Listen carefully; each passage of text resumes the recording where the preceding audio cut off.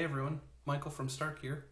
Today we're going to walk through how to switch from your existing CICD accessibility scan to using Stark's new integrations.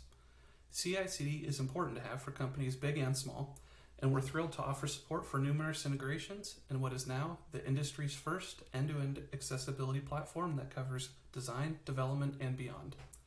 We recognize that you've most likely been using your existing CICD accessibility solution for a while now, and as such, we wanted to make the transition as simple as possible.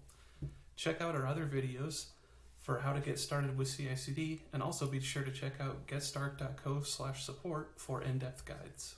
Now, let's jump in to see how easy it is to get your accessibility scans switched over. I have here a standard setup with Axe DevTools for Puppeteer. We're going to switch it over to scan using Stark. Let's start by changing the import at the top from Axe DevTools Puppeteer to Stark Scan. Next, we're going to change where the import is coming from by switching it out to Stark CI. If we scroll down here, we can see that there is already a page defined. We just need to change where the results are coming from. First, we'll change Axe DevTools Puppeteer to Stark Scan. We'll change page to page.mainframe, and we'll remove analyze. Stark includes a number of options, such as WCAG criteria to filter against, and the option of sending the results of the scan up to Stark. Check out our other videos and support docs on how to get started with those.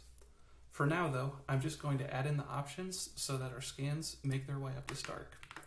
And to do that, I'm going to paste in this little bit here that shows that we are sending the results up, the name of this particular scan, and then the project token so Stark knows where to put the results.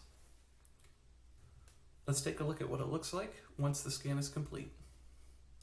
As you can see, here are the results from the scan we just set up, showing in Stark alongside our Figma and live URL scans as well.